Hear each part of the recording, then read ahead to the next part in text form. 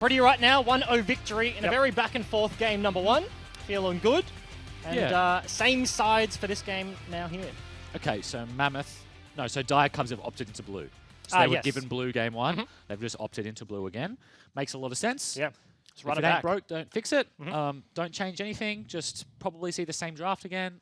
First pick Zaya, you know what I mean? It's on Mammoth now to change up the bands and see what they think worked, what didn't work. Or sometimes you have series where you just run the same draft again. Because both teams are like, well, the winning team was like, well, we just won, so we'll just keep it the same way. And then the losing team was like, they didn't deserve to win. We only stuffed up this one thing. So, like, we're just going to do the same thing again, but not stuff up. Yeah, and I can see that happening 100%. Like, you start a game with a 3-0 Renekton. It was a game like that. In the hands of, like, Redemps. You know what I mean? Like, you're actually in a very good position. It's a common win condition for your team. It's just like, oh, like, the Prodigy has gold, guys. Like let him do his thing, I guess. But... yeah, didn't work out. And it wasn't for, like, sacking other roles either. Like, Isles gets his hook champ, he gets the Nautilus down there, and, yeah, incredibly close. Miasma, big Kai'Sa player as well. I mean, across the board, the only one really is Halo on the list. List doesn't seem... not super meta at the moment. Yeah, I think she's actually good, and I think she's like currently like being pushed into the meta. You know what I mean? Like this round, this round of like competitive play. You watch like OPL this weekend, like LCK, blah blah blah. Like Liss is on the rise again. She's one of those champs that's like making it back from solo queue. Because it's also one of those things where like China is the biggest example of LPL is very often just like patches behind. But the pro players just play what is currently it's such good a cool, in old patch. And like this is 9.14. Liss has been like buffed slightly, I believe, on 9.15 or 16. But like he's just playing it. He's like, oh, okay. Yeah, I mean it is a like sort of the age-old matchup into LeBlanc. It's like, okay, you nullify that early lane phase, then you're way more relevant in team fights. But yeah, the age, like back in those ages, Liss was also much, much stronger. But in any case, yeah, the point was that everyone was playing champions that they're good at, and everybody was. So yeah, would not be surprised at all to see a complete run back of the draft. Maybe you see that Zaya ban or the Rakan ban, one of the two. Like I think if I'm Mammoth, I don't want to see that Zaya again. I feel like there are a lot of good performers on Dire Cubs, but that bot lane priority was a huge deal. If you don't have permanent, if you don't have permanent push, if Liss gets some of those blues, if you know what I mean, those small differences, they add up, and it would have been a much more difficult game for Dire Cubs to play in general if they didn't have permanent priority. And it's also like how the game feels to play for Mammoth specifically. Like you can watch like not getting a blue buff, and it's not the tangible advantage that gives the other team. Like, it's just a blue. It's the lack of opportunity that you now have on the bottom side of the map. Like Zaya Rakan can constantly just float into the river. Like KV on the Silas is like, well, I just can't go bot. If Gragas is there, I just lose. I'm just gonna lose. So yeah, certainly could be the case. And like that was the one big thing for the draft for me. Like first pick Zaya for Dire Cubs makes so much sense into Miasma and the rest of Mammoth Academy, but like, is the onus now on them to be like, okay, like we have to ban it away from like our own opportunity. We won't get it, but we can't afford to let them get it either. You thought, I mean, yeah, everybody has their own theory on what, you know what I mean? And it really comes down, a lot of it just comes down to feel and intuition. Like, yes, okay, they won with Zaya, but it didn't feel oppressive. It felt like we still had options. We just did X or Y happened and we couldn't as a result. But normally this matchup goes this way, so we feel comfortable. But, you know, when you have God view, when you have third-person perspective like us, we're just geniuses. We identify it super easy. Like, this champion is a problem. Get that shit out of here. And they do. And they do. And they do. Goodbye. Smarts. Ooh. See, and this is how one different ban, one change in ban, and we might see an entirely different draft. Okay. First pick Renekton from Kweku. He says, I can play Bruisers too. Big Bruiser fan, big Aatrox fan. Actually, both of these top laners are, and that has been banned. Second game in a row, I believe. Dire Cubs hit that one off the bench in the last one as well. So Redemps is going to have a different answer up top side. Curious, as we've been talking about, to see how different this one evolves to be. Sejuani gone, so there's no real threat of like Renekton, Sejuani, any of these like Camille Sejuani combinations to come as the response, but okay, Zaya off the table and Ezreal just gets locked in. Ezreal is interesting. I wonder whether that is in response to losing lane, between quotes, last game, where it's like, okay, we'll pick Ezreal. This way we can stabilize. We just, you know, worst case, we just Q farm. I think for priority. I think potentially, like looking at it, it's like, okay, like we've banned Xayah, yes, but they first picked Renekton on blue side.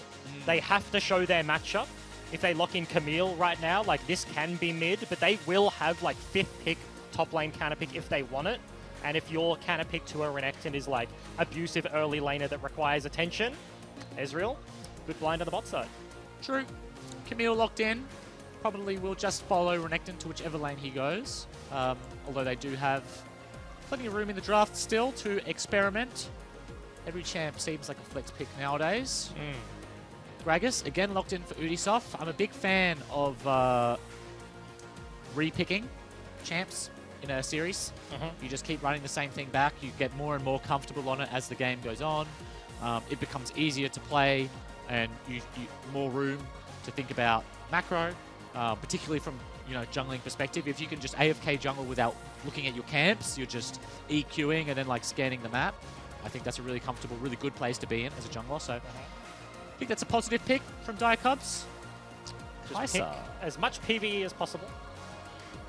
As much PvE as possible. Yeah. What do you mean? That's what you say. It's just like, yeah, just. Oh, well, you just want to simplify the process. Like some champs, like Riven, Lee Sin, or you know what I mean, or Nidalee, where you have to like kite cam. You don't have to, but you want to because you want to clear as efficiently as you can. There's a lot more focus on the camps, and that's not to say that you can't do it with it. The point is not about playing easy junglers. It's more about playing the same jungler over and over. Even if you're playing Nidalee 5 games in a row, by game 5, you're going to have your camp clear, just like you're just going to be like clear. And I'm actually was watching mid lane the whole time. Yeah, sure. Kai'Sa.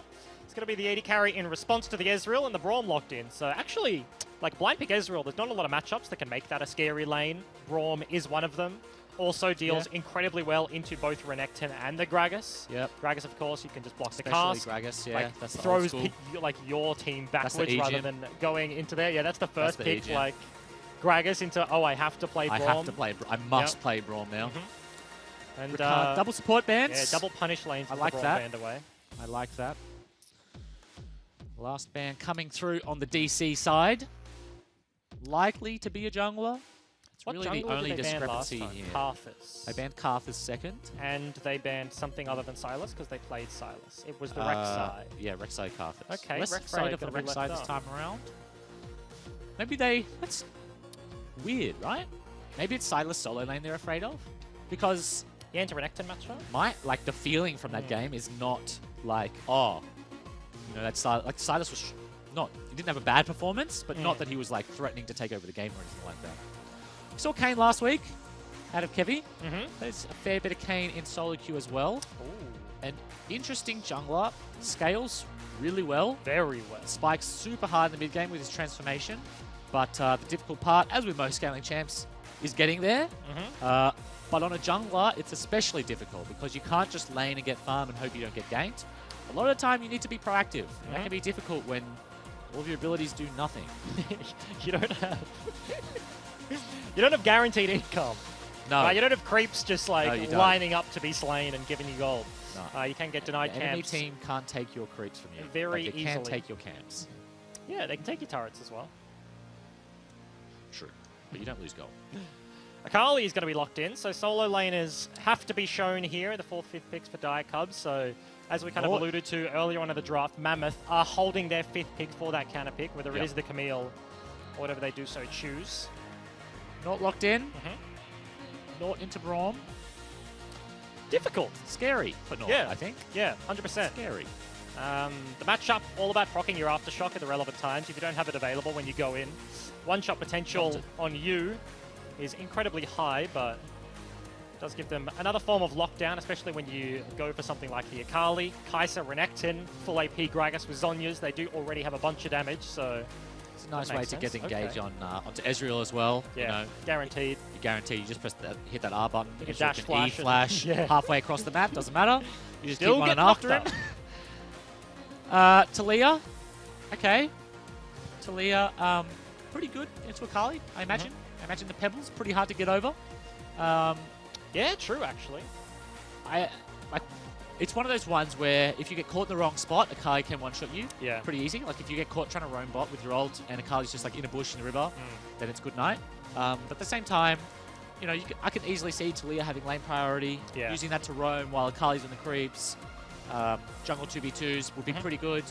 And like you mentioned the jungle 2v2s, that's the thing I think about, right? Like you've already like picked this Kayn just before they've shown their solo laners. Like you need a lane to play through. If you're Kayn, when your early camp, when your early like ability to contest is basically nothing, and they have like, if they have a prior mid matchup, a prior bot matchup, and just walk in, like you have nothing. That is annoying. So Talia, like having somewhere guaranteed that you should get priority makes a lot of sense here for Mammoth. Yeah, I agree. Well, a big part of playing Kayn is just getting through the camps. Like, being swift. Yeah, you don't really. I mean, he does clear insanely quick. Like he clears so fast, and it really is just.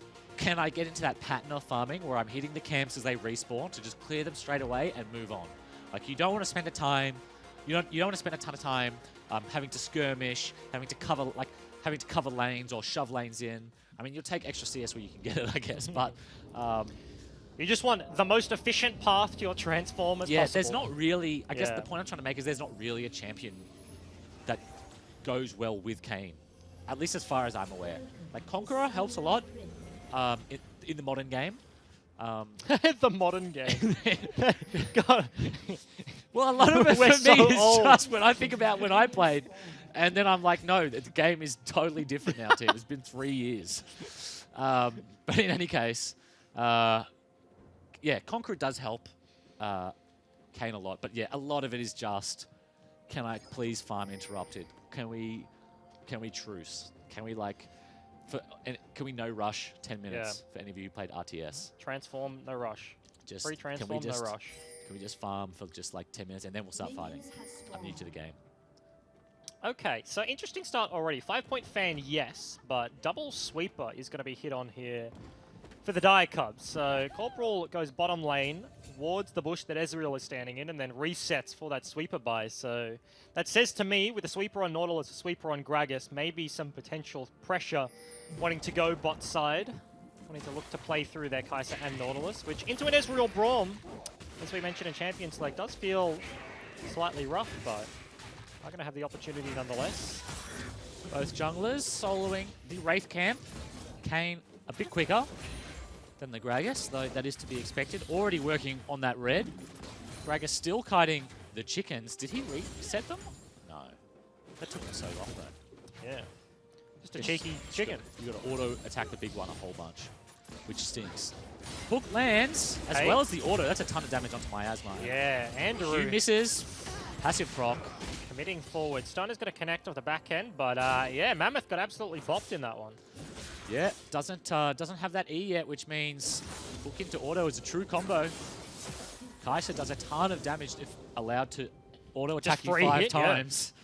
Yeah. And that's pot burned for the Ezreal already. And remember, no heal down there for either of these lanes, but Corporal having the Ignite means there was genuine kill threat there. If another auto lands, that could have been the double flash forward and the first blood going over, but Mammoth did very well to dissuade any further push. R's body blocking and did have exhaust at the end of the day. Halo getting that all across the pebbles, but it doesn't even matter. Halo in trouble in the river here. Yeah, level 3-2 advantage to the Akali. Kevi is actually looking to steal away the opponent's blue buff right now. Double jungle, vertical jungling going on here, and Halo made it incredibly obvious that the Akali didn't continue that one. Danger pings went onto that blue buff immediately as soon as Halo started kiting towards that top side. So Udisoft with a heads up ping, letting his mid laner know, like, hey, don't go in there. Like a scene in a horror movie. Stay away from the door. Udisoft just a real friendly joke. Hey, don't go in there. Don't go in there. Come on. Don't do it. And he doesn't, and he lives. Yeah. Unlike horror movie protagonists. Well, actually, they always live, but they always everybody check. else in the movie. Yeah. But they do always check. Kweku. Down CS again. Yeah, Renekton, but being pushed in very heavily, is on heavy weak side of the map, and when you're weak side bottom lane level 3, dive threat isn't huge. Top side, if you take a bad trade, is massive though. Kayn, not the best dive at early levels, but certainly is threatening nonetheless. So 25-13 means that this meal in the hands of Redempts is feeling very, very good on the top side of the map.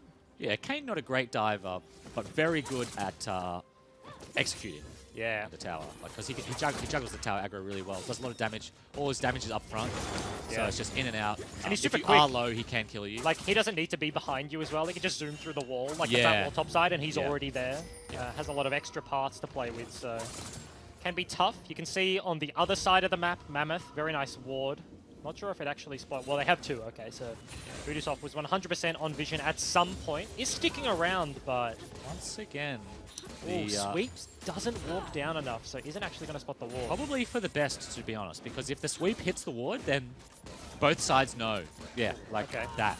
And you can see now that Mammoth are leaving the tower, vacating the premises. Yeah. Another game where the Dire Cubs rather, bot lane, hefty CS lead. Yeah.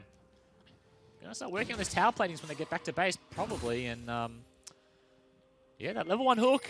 Yeah. Has implications. That's a way to start it off. 100% there. What's that? Almost a 20 CS lead in 5 minutes. That's gross. And Kai'Sa goes back, picks up straight combat stats, get a pickaxe, and that, what's it called? Sapphire Crystal? I mean, crystal even.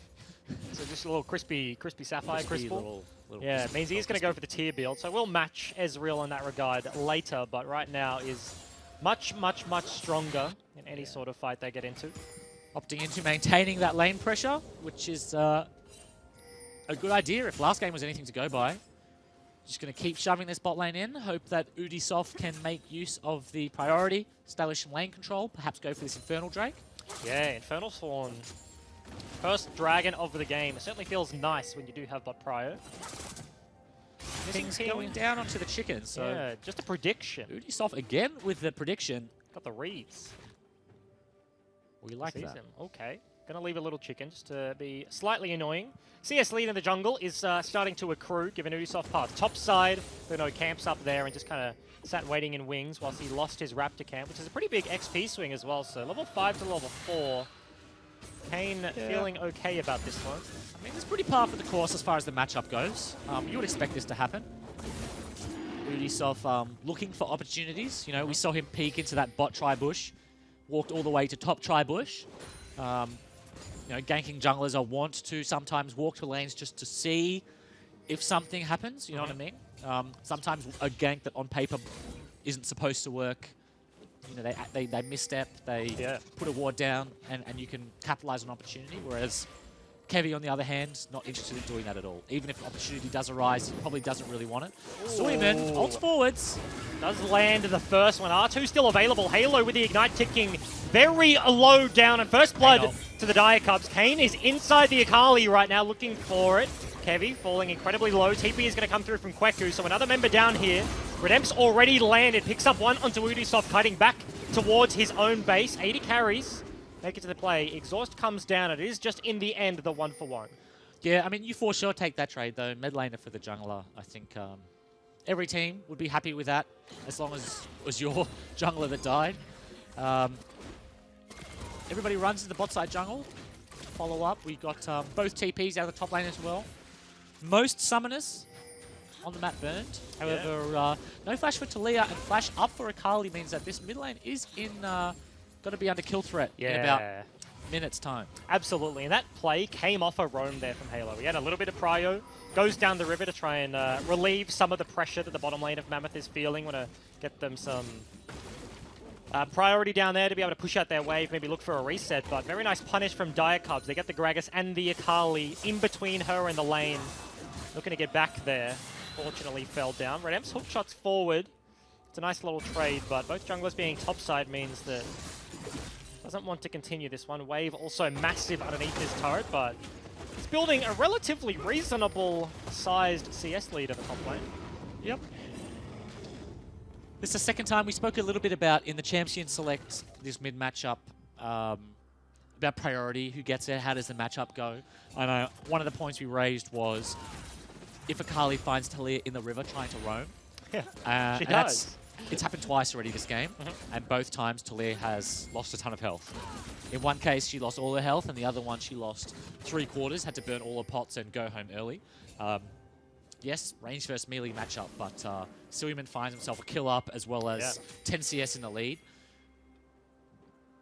And it's also like, stylistically, these two mid laners, Seaman was like a big Z player, big Ahri, like a big assassin player, just had a LeBlanc game, whereas Halo comes much more from like the Azir, the Corki, like the standard control mage mid lane matchups and differing styles, but Seaman making it work right now is well versed in finding those kill opportunities. Ulti into big Crocodile looking to chase this one down. Redems pops the Hextech ultimatum. Stun is landing, and Ubisoft up the back end lands the Q just for the assist, but takes the kill at the back end, and Diacub's feeling very good about that one. That's one of those ones where, as a jungler, your job is just to give your laner confidence. Just to give him the confidence, like, hey man, you can solo kill him if you all in. I believe in you. Kweku does 99% of the work as Ubisoft is walking up the river. Ubisoft walks in with E and the barrel for the KS, essentially, as one Q away, and that's a stun. Oh, Seaman goes into the back line, though, looking to save out Corporal. Concussive blows, lands onto the Akali. R gets him to safety. Hook by some time, but is it enough? Andrew body blocking for his support right now. Shield clutch timing there from Corporal may have just bought his life. But that was the Infernal Dragon in response to the top gank, and Mammoth still looking for the push in the bottom lane. No man left behind for Diacub. Suiman throws himself into the fray in order to save his support as he runs back up the tower. Oh, a bit of fancy footwork, but unfortunately not enough to keep him alive. Frag assault. Braum is not enough to dissuade any of the damage. Yes, it knocks them backwards, but the cast still lands, so Ubisoft finds the trade kill, and it ends up just being the 1-for-1. I was going to say, it was the 3v4. They all are survived by the skin of their teeth by tanking for each other. Andrew walking in front of skill shots as he gets caught by the flick. Braum comes out. Yeah, very nice flick back from Halo, but Ubisoft is still here, does so much damage. Cask landing underneath the charge back. One more auto attack is going to do it. Miasma just shifted into the turret. Flashes back for safety. One more auto attack on the Ezreal, and Ubisoft is 4-1 on the Gragas, looking to make it 5. Concussive blows buys him some time. Flash is going to buy enough, but Ubisoft is massive. Andrew is just the unkillable AD carry at the moment. So many times he's lived on barely a bar of health, and yeah, Mammoth commit there for that AD carry kill, but unfortunately, in 2 separate skirmishes, not able to do it. Miasma walks forward, takes a tail shot. That signs his death as well, and Redems is carrying a Renekton over to Kevy. See whether or not this can turn into a kill. Quickly flashes away. Camille about to come up. Fortunately, still on cooldown. Kweku walks away. Yeah, and I have to say, that's probably a relatively large mistake from Redems. Fighting at that time when your jungler is trying to sneak the Rift Herald just brings him down. Kevy has to show, otherwise the Camille probably could die in a solo kill there. We'll take another look at what happens down so low. What you missed before that was he got hit by the flick, but Corporal Miasma so close to killing him, but I mean, the shield didn't even matter in the end, and Ubisoft just cleans these up on the back end. Picks up the Talia kill. Picks up the, as we see, again in the bottom lane, Suiman. Okay. Oh, Kali, so hard to gank. Leavers wall into bottom lane, loses them the Rift Herald as well, so Ubisoft has 4 kills and a new trinket to play with. Does he just pop it immediately? 3 plates, and I think so. Yes, that's going to be it. All of the gold just being funneled straight into Andrew topside. This is going to be easily enough to take it down. This is the one you want. Solo platings for the Kai'Sa, as well as first brick. That is 610. That was. Does that include the 300 he got earlier? No. Yeah, so 900 gold, right? Oh, Seaman is under fire. This time. Kevy. Oh, stop watch. Okay. Nice. Survives his life. Okay, but the push is continuing topside. This is 2 plays back to back with Mammoth have forced a butt gank. Seaman lived the first one. Can't say the same for the second, but it was 2 turrets just immediately broken. Top lane Inner goes down, and this is not going to be the response. 14 minutes hasn't hit the clock yet, so 2 plates, maybe 3, even if they do want to stick around. TP is available for the Renekton as well as the Kai'Sa here, so Renekton's going to go bot lane, and he's going to dissuade Mammoth from pushing any further. Kai'Sa going to TP mid and pick up that mid farm as well. Manamune completed. 2 components of the Gwinsus as well. This Kai'Sa is ultra accelerated. 4-1 on the Gragas. Diacub's got to be feeling good about this game so far. Yeah. Goldly doesn't look the biggest in the AD carry position, but yeah, certainly item-wise, once he dings that second Gwinsu's that gets taken down, and then he pops the Muramana later, is going to be absolutely massive. Udisoft, of course, taking a look at the scoreboard, holds on to the biggest gold lead in this game, but you would expect that given the current context. Yeah, I mean, the big thing for AD carry position right now is there's an XP gap, but also it's just, you mentioned it, it's how close this Kai'Sa is to her Gwinsu's. Because once she dings, oh, is it gank in the bot lane? Yeah, TP came through from Redempts. Actually behind the Crocodile and one shot. Kweku. Yeah, just gets one shot in the bush, caught napping there, and a very nice flank from Mammoth. Next tech ultimatum means nowhere for you to kite as a Renekton, and kill goes over to Redempt, so that's against the tempo of the game.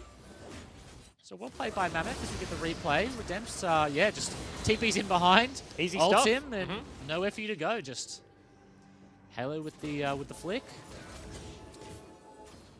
It's a new pair of boots. That's a new pair of boots. Yeah, crocodile leather. God, that's so stupid. Okay.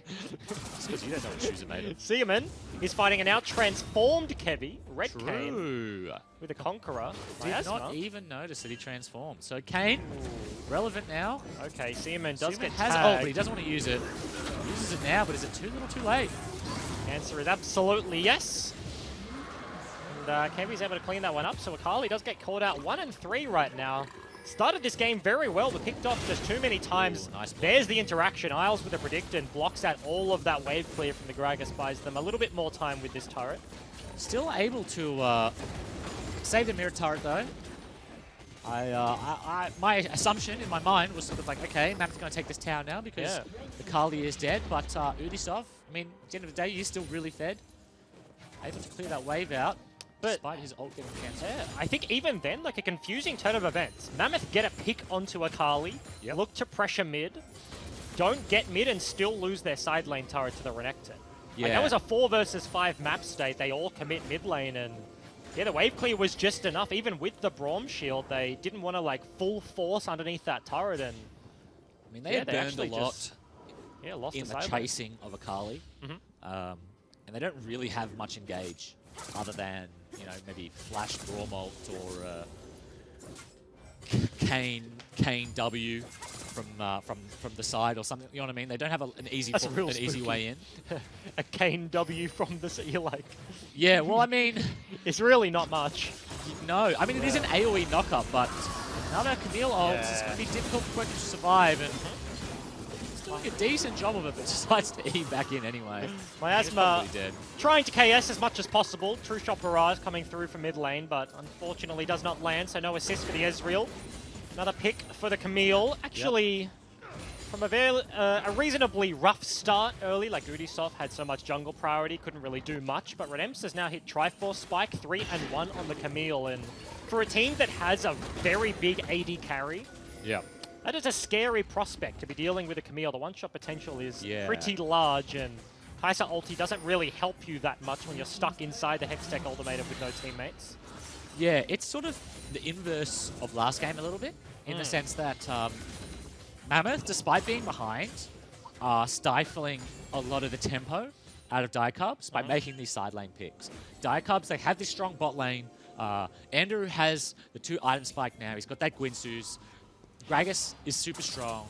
They really want to get active on the map, but the fact that both Kweku and Suiman keep getting picked means that every time they have to wait another 20 seconds, another 30 seconds before they can really begin active. So it's like, well, I have another 500 extra gold now. Maybe I'll reset again, buy some more pinks and a dagger, as opposed to invading the enemy jungle. Oh, Udisoft. Big swing, no ding. On the ulti. Optimistic. If that landed, that would have been multiple members thrown back into not hook, not ulti. That could have been a very good play there, but unfortunately doesn't connect the cast, so nothing comes to fruition. And Diacubs, as you mentioned, have been trying to set up this play for a couple of minutes, but doesn't quite land, and everyone just resets, walks back to the jungle. That's just nothing. It's exactly what we're talking about. They're so desperate to do something that they're now willing to throw casks under towers just to see, you know? Not flashing in, not setting up, you know what I mean? There's no setup. It's just like, okay, we need to do something because we keep dying in the sides, but you know, if I'm the bot lane, I'm saying I'm really strong. Like, we need to do something. Like, you need to stop dying. And we'll see what that is. We see a blue buff invade. Smite comes out of Ubisoft. That's a blue secured for the jungler. You'll take that every day of the week, especially when the enemy mid laner blows half their mana pool on trying to take it first. And you just yoink it. You just yoink it with a true damage smite. Nothing he can do. Heavy working on that top creep wave. We've now got jungle Talia and side lane Kane. It's because he wanted the blue buff and then eventually didn't even get it. Crab is going to be taken by Halo as he probably swaps positions with the Kane right now. 20 minutes is basically upon us, 30 seconds before the big purple worm spawns, and a bunch of these plays for Dial Cubs have been, as we've been mentioning, like difficult to make happen. But when you do have a Baron to force around, there is a bigger draw card to kind of lure Mammoth away from their turrets. In saying that, the turrets are broken in weird places. They have 3, but it's both side lanes and top lane is deep, right? You can't really hold any sort of lane prio with mid turret not down. Cancel on the Weaver's Wall from Seaman. Cask lanes this time from Ubisoft, and Kweku cleans up the kill. That was little Talia stuck between 3 Dire Cubs, just thrown. But that was like killer whales playing with a seal, just throwing them between each other, and then Kweku's playing like, with their food. We're like, all right, I'll take that one. Yeah, thank you. Little Talia just getting thrown around like a rag doll. Yeah, that's a roughie. Not great timing either. Not a great time to die with 8 seconds. On the Infernal, still 15 on Halo as Flash Hawk forces the flash out of Miasma. It's a pretty big cooldown. There's a team fight probably right around the corner. And now Ezreal doesn't have Flash. Yeah, Kevy's actually started this one solo right now. Ubisoft doesn't have vision in the pit, so Dire Cubs, they do get a pick in the mid lane, but they think they have prio of the Dragon area. This could just get snuck from underneath, and Mammoth, without an AD carry, going to be able to take that one away. Andrew ulti into the backline. Knock-up flashed there from the Kai'Sa. Is going to secure it, and now Camille stuck between multiple members. Ubisoft doesn't have the cast used at topside. Kweku flashed forward and stuns a red melee creep. But the ping's immediately onto the Baron. 2 kills and 30 seconds left of the death timer. No kill on the Camille, but it may be enough to force that one. I mean, this is for sure a potential Baron. They definitely have the damage for it. Kai'Sa, they have the tanks in Kweku, Ubisoft. Even Corporal is relatively tanky. So Baron definitely on the cards here. 10 seconds on Kane. Home Guards is available. See what this Ezreal does. Fair chunk. TP is available for the Camille. 6k, 5k. 4K. I mean, they're burning it fast enough. Almost hit. Seaman takes the E back into the pit. Redempt's over the wall, but yeah, no contest is going to be there. Mammoth, a little bit too slow to this one. Couldn't quite find it, and Dire Cubs, yes, they lose an Infernal, but they pick up a Baron on the other side of the map.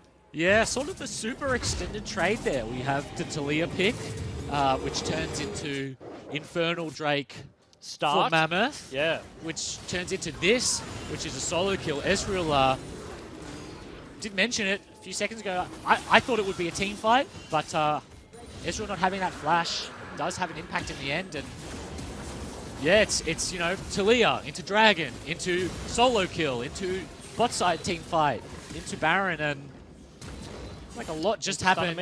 I wish that they'd cut that part out of the replay. Just chop it. Come on, production. You got to do Kweku dirty like that. That's one of those ones that you just... Oh, the camera didn't pick it up, so it didn't happen. Yeah. But the camera did pick it up, so it did happen. Yeah. So you got to watch that one again. Have to credit Corporal. The hook in the mid lane. Miasma's been pretty ballsy with his E's, and then he throws the hook, has to get flashed, and then that kind of just set up for that Ezreal pick. Fell down in the mid lane and was the start of all of this. And we were saying the map state was fairly weird with only the side lane broken, mid turret still up and available, but now with Baron on all 5 members, it's going to be very easy to rotate mid and crack this one open. Isles is looking to defend, but against the super creeps, this is a very difficult order here for Mammoth Academy. He's in the wings. It looks like they might try to start a team fight here. Isles moves forward with the Brawl. Stopwatch onto the backside. Nord ulti lands onto the Leah, but the fight is on in the choke. Andrew goes into the backline to Redempts. Melee reigns with a Kai'Sa. Ubisoft trying to keep everybody at bay. Dire Cub, Seaman off the back end of your screen looking for the flank. Mammoth have won everything. Is that Akali enough to clean up the back end? Pebbles down. The R2 not going to be here. E4 picks up one. Seaman gets the triple. Can he get the Quadra onto Halo, chasing him out of the jungle? Outplay potential is here for the Akali. Baron buff still on. Halo sweeps his way forward. Not spotted out by anything, rather. Yeah, this is into definitely turnable. Weaver's 3 seconds through on the Shroud for Suiman. He misses. Pebbles down. Is the flick going to land in the choke? Not going to find it. Seaman I mean, He got yes, Suimen turns around the team fight. Woohoo, right? But at the end of the day, they just lost 4 Barons. That was a huge team fight out of Mammoth. They hold their mid tower. They take 4 Barons. They trade, what do they trade? 4 for 5 in the end. Yep. I mean, as far as Mammoth is concerned, that is an absolute win. And Seaman being the one member to walk away with a Baron buff, super impactful. They actually have one on the map left over, Diacubs. Yep. Very close to losing all of it right now. They were trying to crack open this mid lane turret, and just as I said, it should be an easy task. Fight ensues, and they don't get it at all. 5 members from Mammoth once again into the mid lane. Isles being cheeky, putting up the wall, gives Kai'Sa the aggro. Redemp still looking for a flank here. Udisoft A lot of doesn't have flash, so can't pull the trigger immediately. a lot of really important cooldowns burned then as well. There's not a single person on the Diacub side who has flash. Mammoth also in a very similar position, so a lot of these team fights are going to be fatal. It's going to be really difficult to live on the back end of a team fight because you don't have flash. Yeah. Which means that team fights will probably be more consequential than they would otherwise. But flash is almost up for Mammoth. Means you would give them the combat advantage in the next team fight. Yeah. If there is one. And if you have a very keen ear, you would have heard somebody in the game spamming the dragon timer right now. You heard the little in the chat. Well, that actually could be anything, right? Triple Infernal. I'm going to bank on it being the 3rd Infernal spawn in 20 Okay. seconds. Yeah, true. Remember, Mammoth got the first one, snuck the second whilst having a dead Ezreal. Now, Diacubs absolutely... There's no They way you have a give this one up, 3k gold surely. lead, but Suiman. yeah, don't want to give up 3. He's going to need to perform the Great Escape here. He is going to land. Pebbles come down immediately. Shroud is on top of the Hextech ultimatum. So basically invisible. Stopwatch comes through very late. Redemps is going to time the W perfectly. Even in Shroud picks that one up. Members rotating for the other side of the map, but Mammoth have picked up so many kills. 3 dead for Diacubs, and that's going to be the 3rd Infernal 4v2. here. Can they do it? For Mammoth, Weaver's Wall comes through. Hook hits a wall instead. Stopwatch buys Halo sometime. Kevy coming through the wall. Miasma on the back end. Andrew actually wants to play right now. 1 versus 5. Flashes up the choke point looking for safety, but that is not going to be the play. Cleaned up, shut down, goes to Miasma, and the 3rd Infernal Drag into the hands of Mammoth. Yeah, triple fire. That is every player's solo queue nightmare. How lucky can you get with your RNG? But at the end of the day, if they kill you for it, it's not really RNG. A lot of fighting without Kai'Sa involved. This is how the Braum died. Yeah. So no Nautilus ult. Just straight at up the start dead. of this, but the important part is what's going on off screen here, and that is that the 2 solo laners as well as the jungler died. I thought for a moment this was biting off more than they could chew because Kai'Sa for sure can 2v3 this, but a lot of flashes means that unfortunately not able to, and in the end a huge win for Mammoth. Yeah. Kai'Sa, Andrew looking for the big outplay, was kind of juking back and forward in stealth, but stepped into the Kanye knockup. And at that point, it's basically a death wish, gets CC'd. Very easy for Israel to right-click you, hit you with a Q in the head. HP pool goes to 0. He does just get taken out there. Taking a look at the gold right now. This is an incredibly big Camille. Yeah. But that's about it. Everybody else sitting at a gold deficit. Basically, jungle is dead even. Support basically the same thing as well, but yeah, Camille is massive. How much gold value do you get out of Triple Infernal? Yeah, a lot. Know, like, this game for me is definitely in Mammoth's court. Ton of damage on that side. It's really, you know, at this point for me, it's the Andrew show. How much can he do? How much can he dodge? And how much damage can he put out in the team fight? Because for Suiman and Kweku, fighting front to back now probably just means death. Same time, mid tower falls, 28 minutes into the game. Extreme value there for Mammoth. Yeah, held on to it. Held on to it For a very long time. Baron now is the play. Both teams actually have a pink ward in the Baron pit, so fighting over mid lane prio is the name of the game right now, and Mammoth are going to win. They have the side lane pushing in as well. You can see 50 CS lead and 8 kills on the Camille means that Kweku is having a bit of a roughie underneath his turret down there. Redemps has the entire bot side of the map to play with. And saying that they get complete control of the Baron buff. Yeah. What's cool? Kai'Sa just saying hello before she disappeared into space. Is that how they take people out of the Truman Show bubble? They just kind of like lift him up to the sky. Beat vacuum. Yeah. Please never do that again. That did so much damage. What the heck? Look, the Kai'Sa, AP that was Ezreal. all... I think Kai'Sa was full, right? Yeah.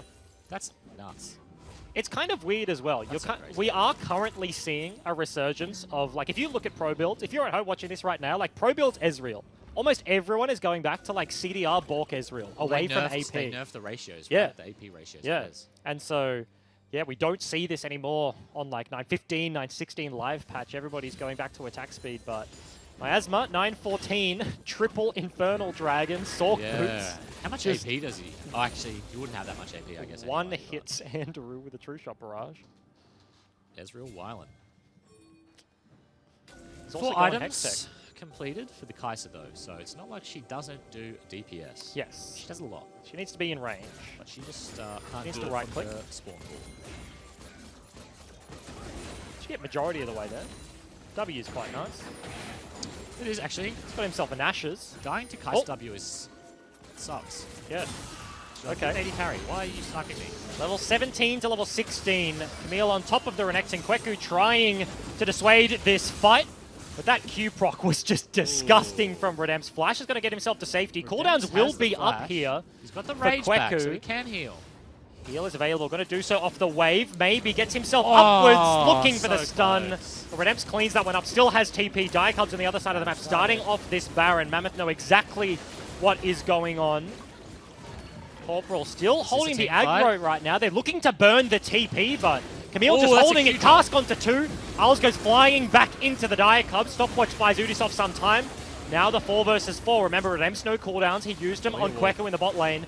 Corporal stuck in no man's lane. Gets one hit by the Camille. Andrew almost suffers the same fate. Pebbles come through. Kanye on the backside. Seaman now cleans up 1, cleans up 2. 1,000 gold shutdown onto the Akali. Stuck in the pit. He lands onto Kevy. Cleans up a triple kill.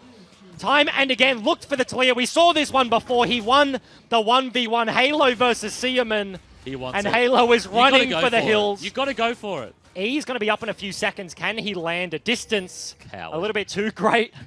And the coward Halo runs back to his base, but Seaman with a huge play. That is game-saving stuff there from the Diacubs mid laner. What an insane team fight. I mean, back and forth, 4v5. Redemption does TP in. We see the replay here. Corporal held Baron aggro for so long, just trying to force what he could. Isles goes for the ult instead of the cast disruption. I'm not sure whether he would have gotten the door out anyway, but yeah, this second half commit, Andrew still does so much damage, and this E gets him just out of the AoE. Sweetman says, this looks tough, but I've done these before. Yeah, that auto attack to clean up 1,000 gold shutdown. Man, this part, just dodging the E, one-shotting Kevy, and then getting glitched back to the other side of the wall. Like, it's the dream. I wish he did that on purpose. I know that he didn't, but I wish that he did. Into live. Jungler not quite here yet. You can see Kevy spinning into the right side of your screen, and Diacubs, they knew the cooldowns right now. Braum shoves them back towards their side of the map, and Diacubs, the play is just live. Running for the hills. Seaman is now the coward underneath his own turret. Redemp's just going to walk through this one. Actually, no. Oh, does he just out of vision? Do they spot him? Will do now. Would he have got now? Oh, he's going for it. He's going to land onto the Shroud at the back. He's going for Flash it. gets from the Braum over the... Cleans up the Ezreal. Braum passive is going to connect. Shroud will be up in just a few seconds. Stopwatch is going to buy him the crucial time he needs, but... Shutdown goes the other way. Redemption picks up a plus 600, and into the mid lane goes Andrew. Halo in stasis. Kanye going to get himself over the wall if he can, but stuck between multiple members. Redemp's now here. Here though. CC here. Hook gets him off the wall. Very nice from Corporal. And Redemp's trying to live. You can see pings into the base. Isles wants help defending his in here from the super creeps and Diacubs. That is their play. Ignore the Camille, push the base, and look to use their Baron. Like an old good Charlotte poster, he gets pulled off the wall. Team fight win for the Diacubs. They run down mid lane. That's one mid turret gone. Working on the base here. They don't have a wave though. They only have the cannon, so not able to actually hit the tower for a few more seconds. Miasma does respawn. We'll see whether or not they're able to hold this. That is again a huge chunk of damage. And that's it. They have to reset. That's Hextech over the wall. Redemption's Redemp's here. Finds one. Looks for the second. Stopwatch buys him some time, but Redemps is enormous right now. 11 and 3, minute. looking for the Wait a 12th kill. minute. Andrew with the outplay of the back end. Corporal buying him some space. Weaver's Wall is going to get Talia into the play. Corporal falls down. Miasma and the rest of Mammoth still looking for the chase, but Baron creeps in the way. Going to deny any further pressure. In the end, it costs Redemps his life, but they do manage to at least hold on to mid-inhib. Baron, of course, still alive. The buff, that is. Baron is dead. But buff's still available for Diacubs as they reset. They will redeploy back out onto the map with probably mid-inhib in their sights. There's another Drake goes over to the side of Mammoth Academy. This Elder Dragon, if they make it that long, is going to be huge. Extremely important contest. And as far as scaling goes, not sure. Thoughts? Relatively even. Right? Like skill scaling, right? Yeah. Well, I've always said, like, scaling only matters if it's in abundance. Like, yeah, like if you outscale them massively, like, yeah, if you slightly outscale, like, who cares? It comes down to execution. The engage that happens means so much more. But, like, this is, like, relatively even. Like, Kai'Sa, Ezreal, similar. Like, Akali has outplay potential, but Talia, if she just gets to queue a backline, is fine. Yeah. Like, front to back is kind of hard to say. You probably would favor the Diet Cubs when they have, like, a Nautilus, a Gragas, and a Renekton. Yeah, but I wouldn't say, like, one team. Just monsters the other. Yeah, no, I would agree. I like the idea of being the, even if it's only, like even if it's not significant outscaling, I like the idea of being able to win, of feeling comfortable in a front-to-back team fight. Yeah. Like knowing, like, if we fight front-to-back, like, we will win. Or even if it's we should win as opposed to we will win, that's a really nice feeling to have, especially at the tense part of this game. 35 minutes in. 22 to 23 kills as Nautilus ult has gone off the bottom of the screen. Okay. Heavy into the backlines is going to get a massive heal off the Renekton. Corporal forced to blow the stasis, and the team fight is ensuing. Kevy following incredibly low. Seaman picks up one. Redemps looking for the flank off the back end. Hextech ultimatum onto the backline, but Seaman is doing it again. Stasis comes through and into the backline now, and Diacubs are walking away with it.